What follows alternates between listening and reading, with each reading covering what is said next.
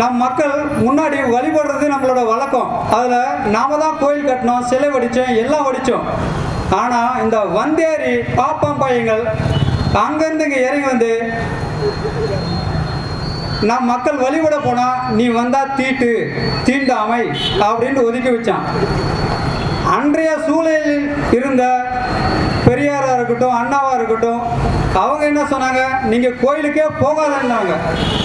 நம் மக்கள் வழிபடுறது கோயிலுக்கு போகணுன்ட்டு போகாதுன்னு சொல்லி ஒரு அரசியலை உருவாக்கி இன்று நம்மை அடிமையாக வைத்திருக்கும் இந்த திராவிடத்திற்கான ஒரு மாற்று பெரும் சக்தி தான் நாம் தமிழர் கட்சி. இது கட்சி கிடையாது, நாம் தமிழர்கள். நாங்கள் இந்த படித்து கற்றறிந்த பிள்ளைகள் ஏன் நீங்கள் அரசியல் செய்கிறோம் தெரிஞ்சுக்கொள்ளுங்கள். பிறப்பு முதல் இறப்பு வரை அரசியல் தீர்மானிக்கிறது. ஒவ்வொரு பொருளிலும் நீங்கள் நினைக்கிறீர்கள் தான் சம்பாதித்தால் வாழ்ந்து விடலாம் என்று. நிச்சயம் கிடையாது. நாம் வாங்கும் ஒவ்வொரு பேஸ்ட், பிரஷ், உப்பு, அரிசி அத்தனையிலையும் வரி போடுறாங்க. அந்த வரியை நம்ம ஆட்சியாளர்கள், வக்கில்லாத ஆட்சியாளர்களை அமைத்ததனால் நமக்கு என்ன நிலைமை என்றால், இன்று ஒவ்வொருத்தர் மேலே சராசரி 80,000 ரூபாய் கடத்தல் கொண்டு வந்து வச்சிருக்காங்க. எதனால? இந்த இலவசம், மானியம், தள்ளுபடி அத்தனையும் இன்னைக்கு நம்ம கை நீட்டி வாங்கிட்டு நமக்கு என்னதான் நடக்குதுன்னு நமக்கு தெரியாம சமகாலத்தில் நம்ம வாழ்ந்துட்டு இருக்கிறோம்.